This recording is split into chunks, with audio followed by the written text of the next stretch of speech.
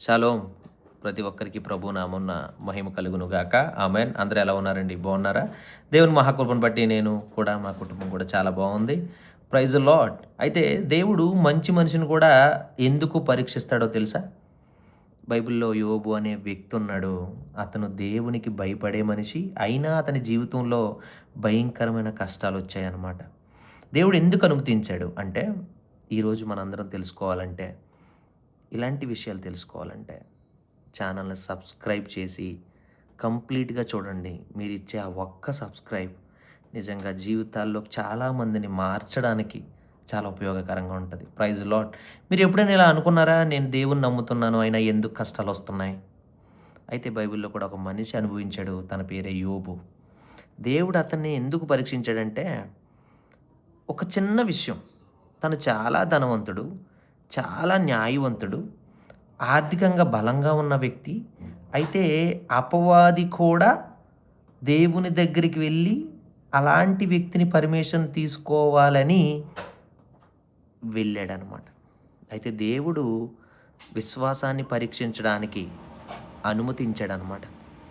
సరే, నాకు ఒక యోబు ఉన్నాడు, నా విశ్వాసాన్ని బలంగా నన్ను ప్రేమించే మనిషి ఉన్నాడు, నువ్వు వెళ్ళి టెస్ట్ చేసుకో అని సాతాన్ని ఎప్పుడైతే పంపించాడో, యోబు జీవితంలో ఒక గొప్ప మార్పు జరిగిపోయింది. అదేంటి అంటే, పిల్లల్ని కోల్పోయాడు, అయితే ఆస్తులు కోల్పోయాడు, జీవితాన్ని కోల్పోయాడు. కానీ కోల్పోలేనిది ఏంటి అంటే విశ్వాసం కోల్పోలేదు. అది ఎవరి మీద ఉందంటే దేవుని మీద ఉంది. అటువంటి జీవితాల్లో ఎప్పుడైనా మీ లైఫ్లో అలాంటి సందర్భం జరిగిందా? సడన్గా మీకు వచ్చిన సమస్యలు, సడన్గా మీకు వచ్చిన ఆర్థిక కుటుంబ ప్రాబ్లమ్స్ ఎప్పుడైనా మీ లైఫ్లో జరిగిందా? జరిగితే ఒక్కసారి యోబు జీవితాన్ని జ్ఞాపకం ఉంచుకోండి. సాతాను పనే ఎవరు ఎప్పుడు ఎలా దొరుకుతారని చూడడం. అటువంటి దొరికే సిచ్యువేషన్లో మీరు అందరూ ఉండొద్దు. వాళ్ళందరూ అపవాదులతో ఎప్పుడు కూడా నిరంతరం పరిగెడుతూనే ఉంటారు. కానీ మీరు దేవుని బిడ్డలైతే మీరు దేవునితో పరిగెట్టండి. దేవుడు మీ అందుండి మీ జీవితాల్లో గొప్ప వెలుగులు తీసుకొస్తాడు. దేవుని మీద విశ్వాసంగా ఉంచండి. ఈరోజు మీ లైఫ్లో కోల్పోని అన్నీ కూడా తిరిగి తీసుకురావడానికి యోబు జీవితాన్ని మీరు చదవండి.